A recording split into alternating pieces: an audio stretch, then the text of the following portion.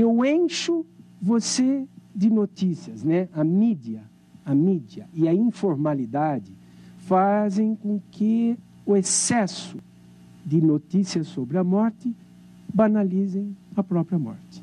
E nós falamos da morte jantando. A gente assiste o Jornal Nacional com aquele monte de sangue, gente, pedaço de um de outro, jantando o nosso bife.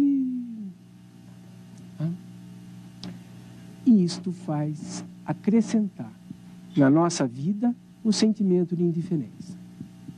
Vocês viram aquele slide daquela mãe com a mão na garganta, com a mão no pescoço, olhando para aquela filha morta, impotente, mas nós não sabemos nem o nome da mãe, nem o nome da filha. Moram lá na Rússia, moram em Beslan, e a afetividade com a morte do outro, a morte do anônimo, se torna da seguinte forma: eu não tenho amor por aquela mãe, nem por aquela menina morta. Então, tem aqui um sentimento, eu não sei quem são, não tenho vínculo com elas. Mas, quando eu olho aquela foto, eu sinto medo, o medo da morte. Tá? Eu não sinto amor, mas sinto medo da perda. Isso é um processo que se chama introjeção, onde o nosso imaginário faz com que a gente pense que aquilo pode acontecer conosco também. Mas, como não existe a parte de cima desse afeto, o amor, então aquilo passa logo.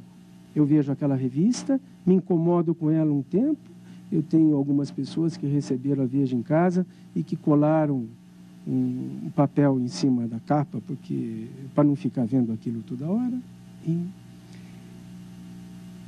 nas eras anteriores à sociedade contemporânea, nós não tínhamos tantos recursos médicos, químicos, e as escolas de medicina ensinavam, e infelizmente ainda ensinam, as escolas de cuidadores, dos psicólogos, dos médicos, do enfermeiro, pregava o não vínculo. Por quê?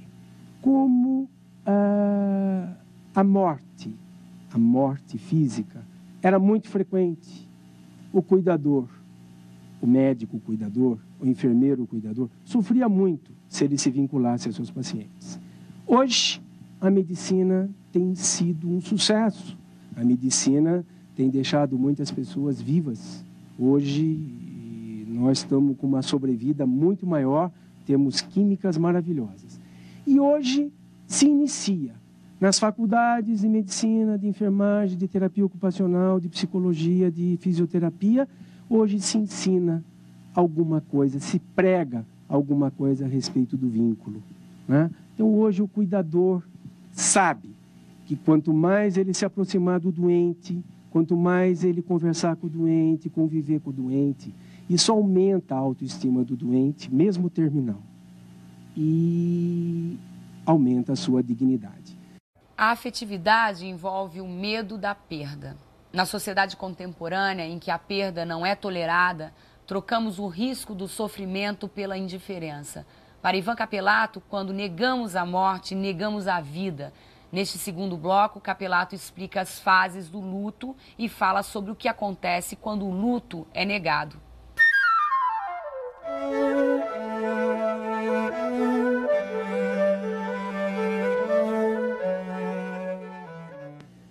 O afeto, que é a equação amor barra medo da perda. Quando é surpreendido pela morte, não importa qual morte, não importa se essa morte vem de uma célula doente, de uma bala perdida, de um acidente de carro, de um avião que cai, de um navio que afunda. Quando o afeto, nossa relação com o ser querido, é surpreendido pela morte, a equação começa a se transformar. O amor continua, o amor prevalece. E o medo da perda se encerra. Eu perdi, então agora eu não tenho mais medo de perder. Então, eu amo e não tenho mais o medo de perder. E esse medo de perder começa a ser substituído por algumas coisas. Após um certo tempo, o medo da perda vai ser substituído pela raiva. A raiva de ter perdido o ser querido. A raiva de ter perdido o ser amado. Depois da raiva vem a negação e uma coisa, uma dinâmica que Freud chamava de Verneinung. Verneinung é a denegação, denegar. Denegar é... não gostava tanto dele, talvez. Eu gostava muito dele, mas foi melhor que ele tivesse morrido, em vez de estar sofrendo.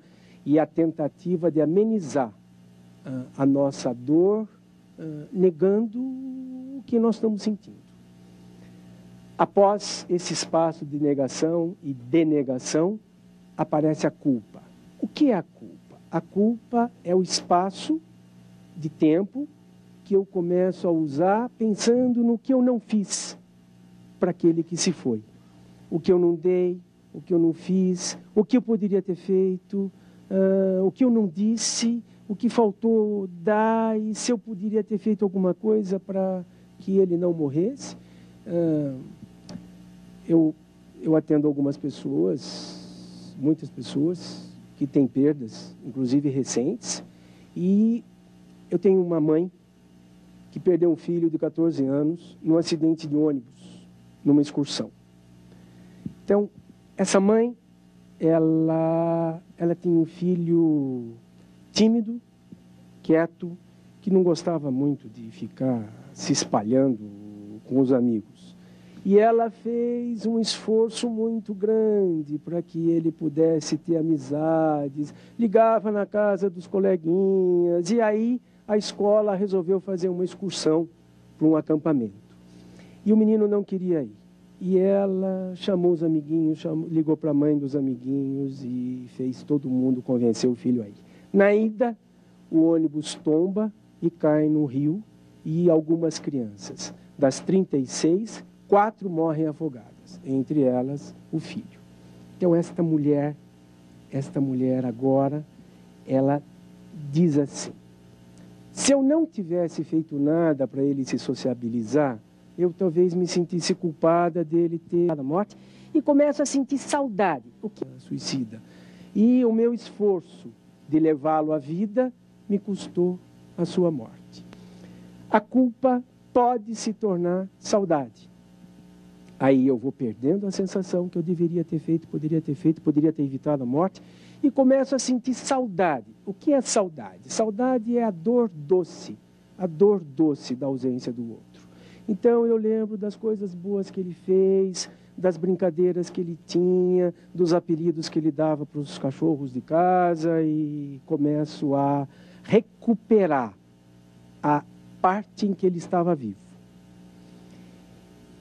A saudade dura um tempo e depois a saudade vai se transformar na parte mais importante do luto da pessoa querida, que é o sentimento de falta. Falta. Depois de toda essa dinâmica, aparece a falta. A falta. Eu amo algo que me falta e não tem mais nenhum sentimento que eu possa sentir. O que é a falta? A falta é a ausência fundamental do outro. Neste momento, aqui, eu não sei falar cronologicamente para vocês quanto tempo nós tivemos. Para algumas pessoas 1 mês, para algumas pessoas 6 anos. Aqui eu começo a limpar o quarto, eu abro o quarto, abro o guarda-roupa, talvez eu dê as roupas para alguém, para um orfanato, os brinquedos talvez eu vá distribuir. Agora é hora de eu representar fisicamente a falta. E neste momento realiza-se aquilo que o Freud chamava do luto, que é a certeza que a dor da falta é eterna. Então, eu volto à vida, volto para o meu trabalho, volto a comer a comida que eu gosto, volto a ir para o cinema que eu gosto de assistir, volto a tomar minha cerveja, volto a... sabendo que nenhum sentimento dessa equação vai melhorar ou vai substituir a falta. O luto é a certeza da eterna dor, da dor eterna. e que não há nada que eu possa fazer por isso. E é o momento onde eu volto a ser um sobrevivente e viver minha vida até que a minha própria morte me encontre. É contra esta dinâmica que a sociedade contemporânea luta.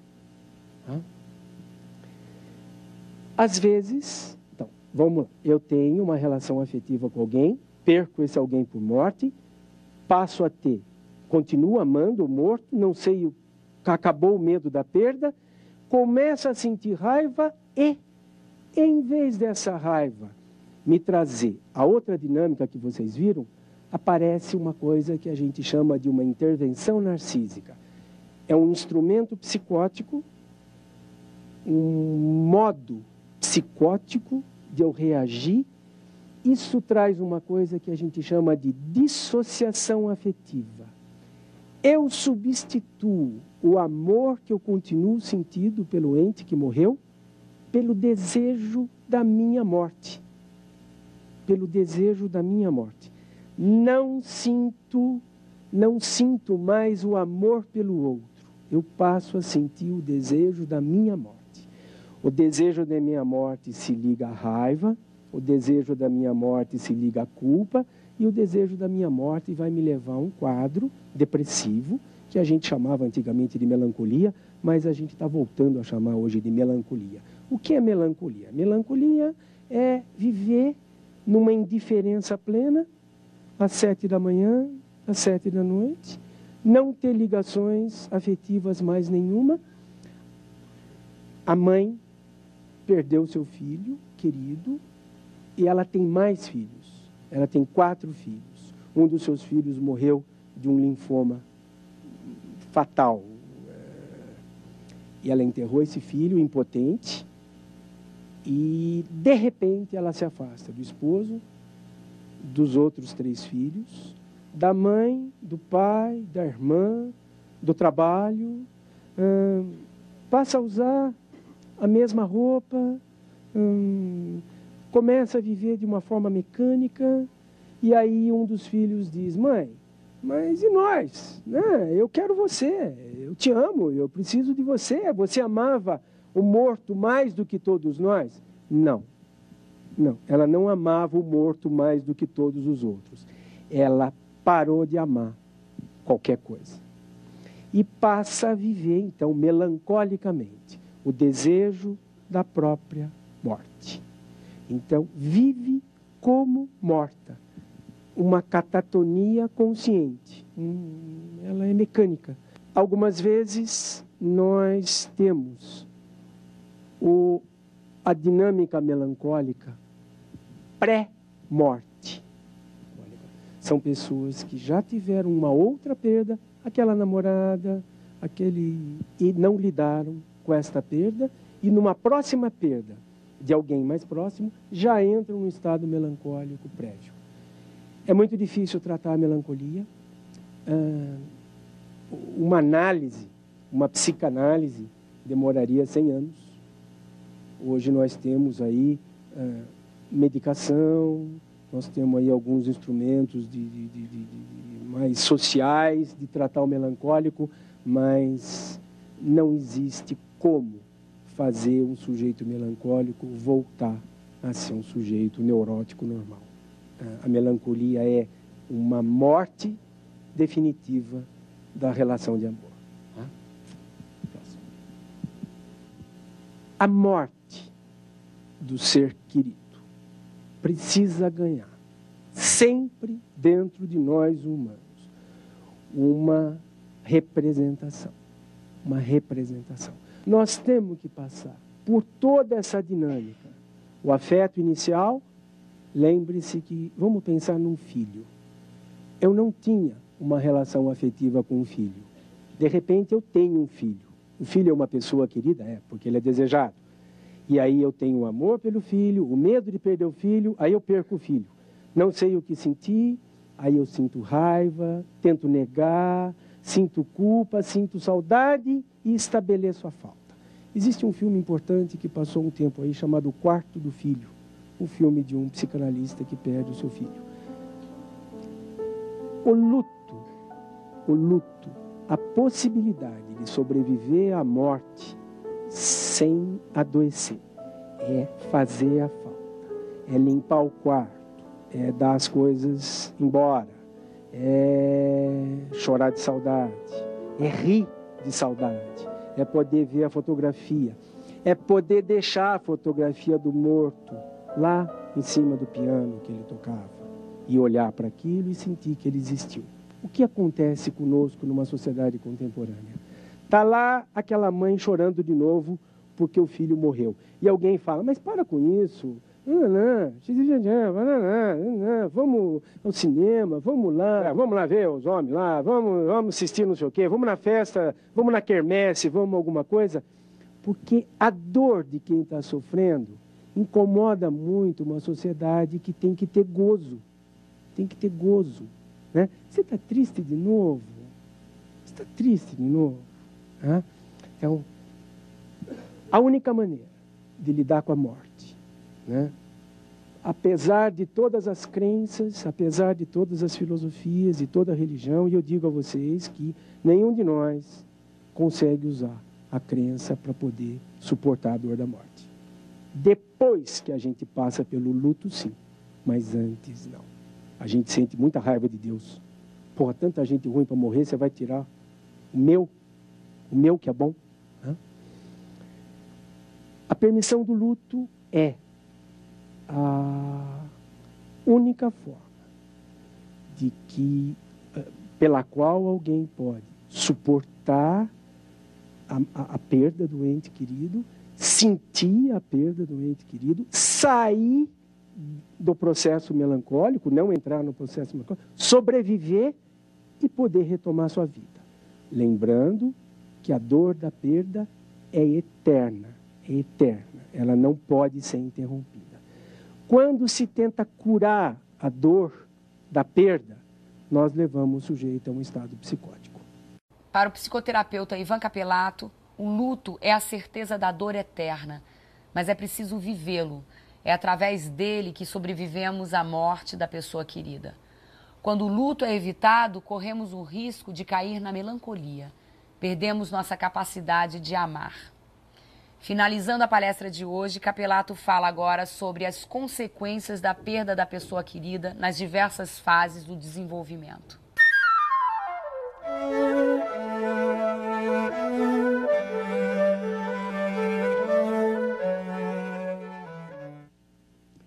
Como que a gente suporta a falta?